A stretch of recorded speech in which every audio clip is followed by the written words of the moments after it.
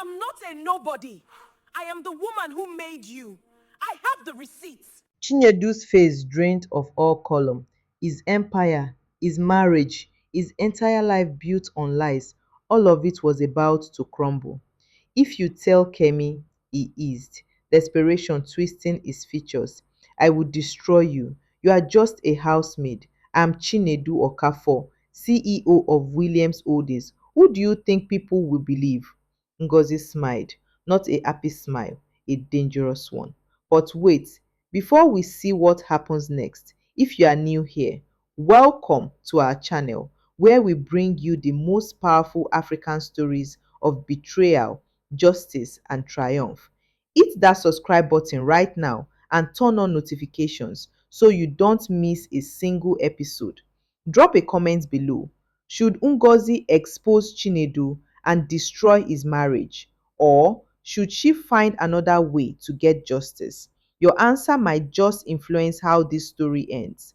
Now, let me take you back to where we left off.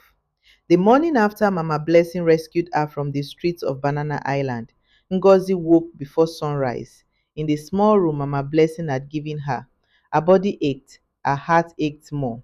"Wake up, child," Mama Blessing called gently. "We must reach the house early. Madam Kemi likes everything ready before she wakes." Ngozi splashed water on her swollen face. In the cracked mirror, she barely recognized herself.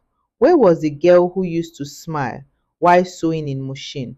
Where was the woman who believed love and sacrifice meant something? Gone, erased, just like Chinedu had erased her. She put on the blue and white uniform Mama Blessing handed her, the uniform of housemaids in wealthy homes. They took a keke to Banana Island. As they approached the security checkpoint, Ngozi felt something twist in her stomach. This area looked familiar. "Mama Blessing, which house are we going to?" "The Williams estate. You know it? Big mansion, new couple, just got married last month, beautiful wedding." The words hit Ngozi like thunder. "No, no, it couldn't be. Mama Blessing, I can't." But the older woman had already shown her ID to security. The golden gates were opening. The same gates, the same mansion, the same place where yesterday her world had shattered into a million pieces. "What's wrong, child?" Ngozi couldn't speak. She couldn't breathe. But she also had nowhere else to go. No money for transport back to Mushin. No pride left to protect. So she followed Mama Blessing through the servants' entrance into the house of the man who betrayed her. The kitchen was enormous, marble counters, stainless steel appliances, a refrigerator the size of a room. Everything gleamed with wealth. Three other housemaids were already working. They looked up briefly, assessed Ngozi with indifferent eyes, returned to their tasks. "This is Ngozi," Mama Blessing announced. "She will help with housekeeping. Ngozi, meet Patience, Amaka, and Blessing." The women nodded. Patience, the oldest, spoke up. "Can you cook?" "Yes, ma." "Good. Madam Kemi is very particular. And Oga Chinedu." She paused, a strange smile on her lips. "Oga is even more particular since the wedding. Everything must be perfect." Hearing his name made Ngozi's hands shake. "Come, I'll show you the house," Mama Blessing said. They walked through corridors lined with expensive paintings, past living rooms with Italian leather sofas, through dining rooms with crystal chandeliers. Everything screamed money. Everything reminded Ngozi of what she would never have, what Chinedu had chosen over her. "The master bedroom is upstairs," Mama Blessing explained. "Never go there unless Madam calls you. Oga's study is on the ground floor. Never enter without permission." Footsteps on the marble staircase.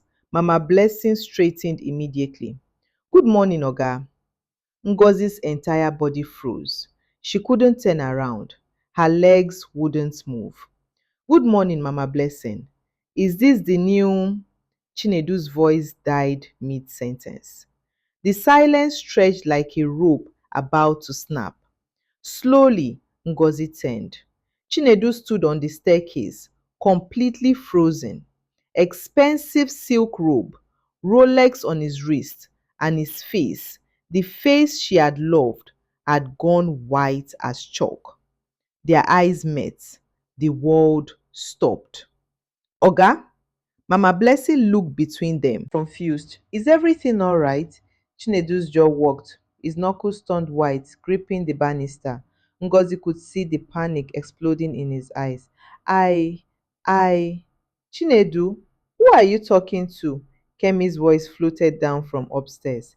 Pure terror flashed across his face. Nobody, darling. Just greeting Mama Blessing. Kemi appeared at the top of the stairs, silk nightgown, Brazilian hair cascading down. Even first thing in the morning, she looked like royalty. She glided down, slipped her arm through Chinedu's, smiled warmly at Mama Blessing. Then her eyes found Ngozi. And you must be the new girl. What's your name? Ngozi's voice came out steady, stronger than she felt. Ngozi ma. Welcome to our home, Ngozi. I hope you'll be happy here.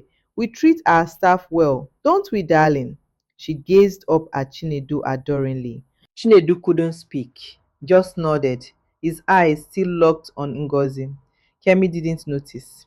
Is breakfast ready? I'm starving. Yes, ma. Patience is preparing it now.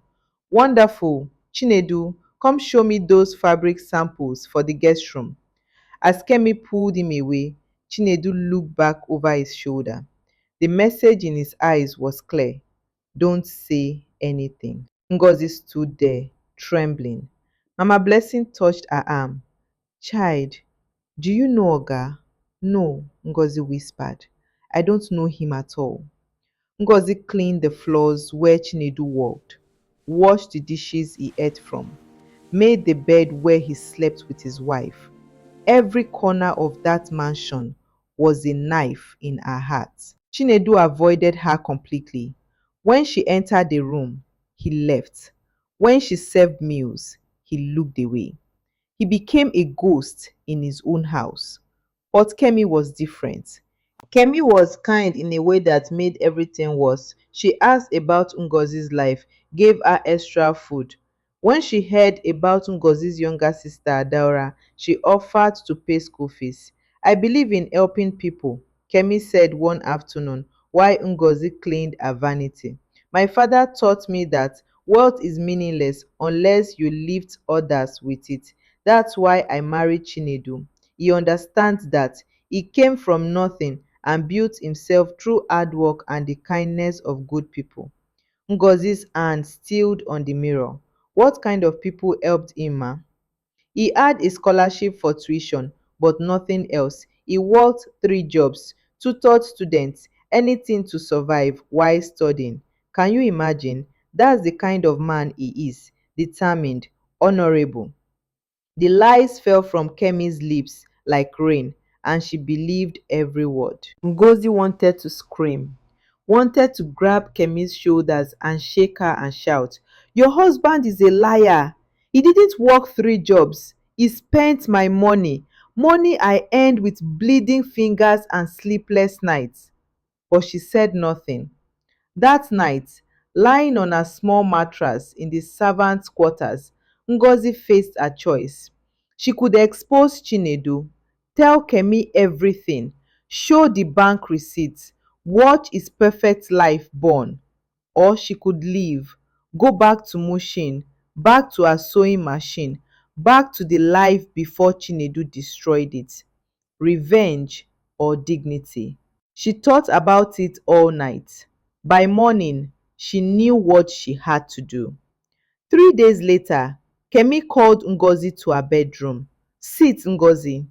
Ngozi sat carefully on an armchair that cost more than her entire compound. Kemi studied her. You're sad. Ever since you came here, you have this look like someone hurt you deeply. Ngozi's throat tightened. I'm fine, ma. You are not. I think I know why. Kemi leaned forward. It's a man, isn't it? Someone betrayed you. Tears came before Ngozi could stop them. Kemi's face softened. Oh, my dear, I'm so sorry. Men can be cruel, especially when they are climbing. They forget the people who helped them. The irony cut like broken glass. But you know what? Kemi continued. The best revenge isn't anger, it's building yourself up, making yourself so successful that they regret letting you go. That's what my father taught me. Your father sounds wise, ma. He was. Kemi's eyes grew distant. He died just before my wedding. Heart attack. I miss him every day. But I know he would have loved Chinedu. My father always said, marry a man who knows struggle. Rich boys don't appreciate anything. Chinedu appreciates everything. Ngozi felt sick. I want to help you, Kemi said suddenly. Whatever you need, school fees, business capital, anything, woman to woman. Why, ma? You don't know me. Because someone should have helped you when that man betrayed you. Let me be that person now. And that's when Ngozi understood. Kemi wasn't her enemy. Kemi was Chinedu's victim too. The only difference, Kemi didn't know it yet. That evening, Chinedu cornered Ngozi in the kitchen. The other staff had left. Kemi was upstairs. We need to talk. His voice was low. Urgent. Ngozi kept washing dishes. I have nothing to say to you. Ngozi, please. I know you are angry. I know what I did was wrong. But you have to understand. I panicked. Kemi can't know about before. About Mushin. About us. There was never an us, Ngozi said quietly. I was just a stupid girl who believed in you. It wasn't like that. She turned to face him. What was it like, Chinedu? Explain how you looked in my eyes and said you didn't know me. Explain how you called me a 419. How you let them throw me out like garbage. His face crumpled. I was afraid. Kemi's family, they wouldn't understand. Her father's will says she must marry someone who came from nothing, who built himself. If she found out I had help, that someone from Mushin supported me, it would ruin everything. The company, the inheritance, all of it. So you erased me. I had to choose, and you chose money. I chose survival. His voice rose, then dropped quickly. You don't understand what it's like to be so close to escaping poverty and have it threatened. I worked hard too, Ngozi. Your money helped, yes, but I still studied. I still sacrificed. On my sacrifice, her voice cut through his excuses. I starved. I worked 18 hours a day. My hands are scarred from sewing until they bled. And you just took it all and pretended I never existed. Silence. What do you want? Chinedu finally asked. Money. I'll pay you back. 10 times. 20 times. Name your price. Ngozi stared at him. This man she had loved. This man she thought was good and noble. He thought everything had a price. I don't want your money. Then what? Just tell me what it takes for you to keep quiet. There it was. The truth laid bare. He wasn't sorry. He was just scared. I want you to tell Kemi the truth, Ngozi said. His face went white. I can't do that. Then I will. Ngozi, please. Think about what you're destroying. Kemi loves me. We're building a life.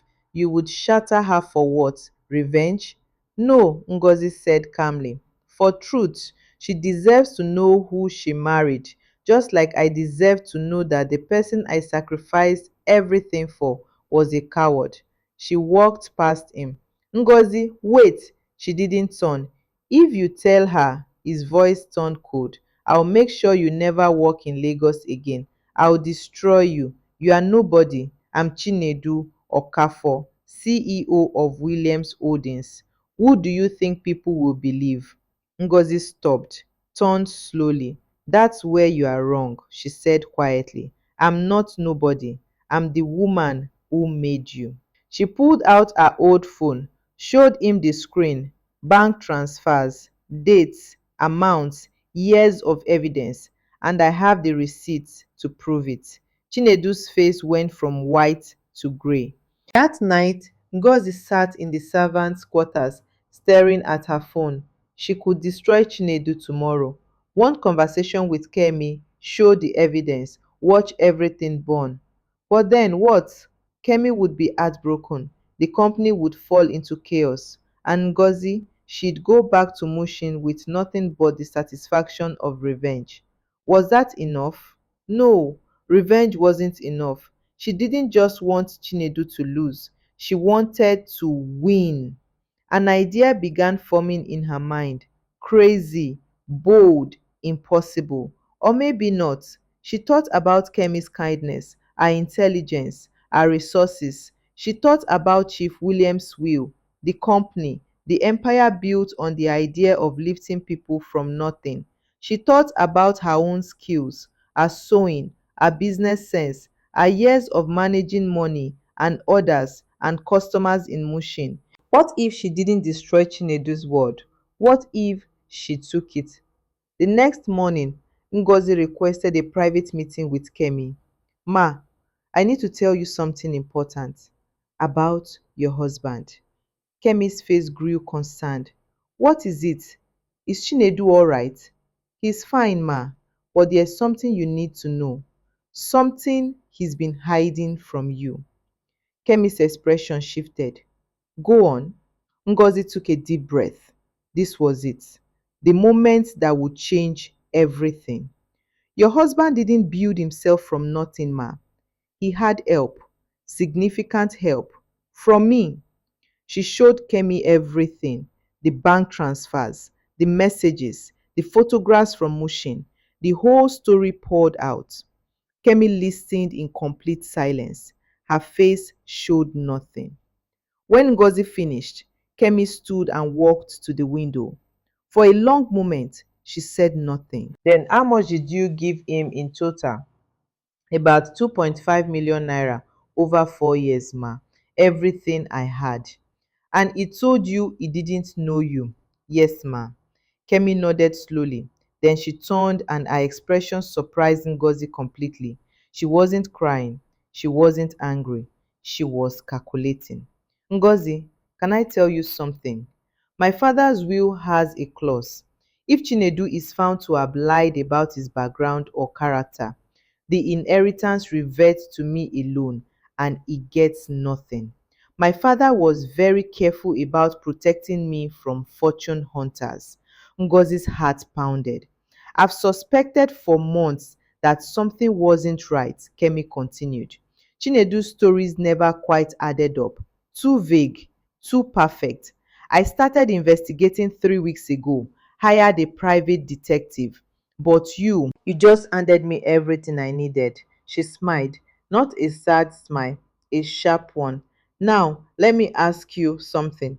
You are clearly intelligent, hardworking, resourceful. You built a business from nothing in Mushin. You managed money well enough to support someone through university while barely surviving yourself. That's more business sense than half the MBAs my father hired. Ngozi didn't understand where this was going. What if, Kemi said slowly, instead of just exposing Chinedu, we did something better? What if you helped me run Williams Holdings as a real partner, not a maid? I keep my inheritance, you get the position you deserve, and Chinedu, she paused. Chinedu gets exactly what he gave you. Nothing. Ngozi's mind spun. Why would you do this, ma? Why would you trust me? Because you already proved your character. You sacrificed everything for someone you believed in. You didn't come here for revenge. You came to work honestly despite your pain. And most importantly, you told me the truth when you could have just blackmailed my husband instead. That's the kind of person my father wanted in his company. Kemi extended her hand. So what do you say, Ngozi? Do you want justice or do you want victory? 1 week later, Kemi's lawyers presented Chinedu with the evidence of his lies. His face went through every emotion: shock, denial, panic, rage. "You can't do this," he shouted. "I built this company. I made it what it is." "You built it on lies," Kemi said coldly, "on stolen sacrifice, on erasing the people who made you. My father's will is very clear. You lied about your character. The inheritance is revoked." "Kemi, please, you have 24 hours to move out. Security will escort you." "Where will I go? I have nothing." Kemi's smile was ice. "Now you know how Ngozi felt standing outside her gate." She turned to Ngozi, who stood beside her in a business suit, no longer a maid's uniform. "Ngozi, shall we review the Q3 projections? We have a board meeting at 2. "Yes, ma'am. I've prepared the presentation." They walked away together, leaving Chinedu standing in the mansion he built on borrowed sacrifice. By the next day, he was gone. 6 months later, Ngozi stood in the Williams Holdings boardroom presenting the new community investment initiative. "We will be funding small businesses in Mushin, Ajegunle, and Oshodi," she explained to the board. "Microloans, training programs, and mentorship. We are not just giving handouts. We are investing in people the way someone once invested in me." The board approved unanimously. After the meeting, Kemi pulled Ngozi aside. "I heard Chinedu is working as a manager at a small firm in Ikeja now, renting a one-bedroom in Surulere." "Good," Ngozi said. "He finally understands what struggle means." "Do you ever regret not taking revenge, not destroying him completely?" Ngozi thought about it. "No," she said finally. "Revenge would have made him the victim. This way, I became the victor. There is a difference." That evening, Ngozi visited Mushin. She pulled up in a Williams Holdings company car. The neighborhood children gathered around, amazed. She went to her old compound. Her mother wept with joy. Adaora, now in university on Ngozi's sponsorship, hugged her tight. "You did it, sister. You really did it." Ngozi looked at her old sewing machine in the corner, the scarred wood, the worn pedal, the needle that had pricked her fingers 1,000 times. She didn't throw it away. She kept it in her new office at Williams Holdings as a reminder that she wasn't just the woman who was erased, she was the woman who rewrote her own story. And this time, she wrote herself as the queen, not the sacrifice. From nobody to CEO, from housemaid to business partner, from erased to unforgettable. That's how Ngozi's story ended, not with revenge, but with resurrection. Chinedu thought he could erase her from his life, like she never existed. But what he didn't understand is this: you can't erase the foundation and expect the building to stand. Ngozi was his foundation, and when she removed herself from beneath him, everything he built came crashing down. Why she built herself a new empire, one that didn't need him at all. So let me ask you, what did you think of this ending? Drop your comments below. Do you think Ngozi made the right choice? Should she have just exposed Chinedu and left? Or was taking over his life the perfect revenge? And what about Kemi? Was she right to choose Ngozi over her husband? If you enjoyed this story, do these three things right now. Smash that like button. Let's get this video to 10,000 likes. Subscribe and turn on all notifications. We drop powerful African stories like this every week. Share this with someone who needs to hear that no matter how badly life treats you, you can still rise. Coming up next on the channel, we have more stories of betrayal, justice, and triumph. Stories that will make you cry, make you angry, and make you cheer. Because these aren't just stories, they are lessons. Lessons about loyalty, about sacrifice, about knowing your worth. Lessons about the fact that people can erase you from their story, but they can't erase you from your own. Thank you for watching. Your sacrifice is never wasted. Even when people forget, God remembers. Even when they erase you, your value remains. And sometimes the best revenge is not destruction, it's transformation. Stay blessed, stay strong, stay watching. Remember, your past doesn't define your future. Your sacrifice is never wasted. And sometimes the best revenge is becoming someone they can't ignore.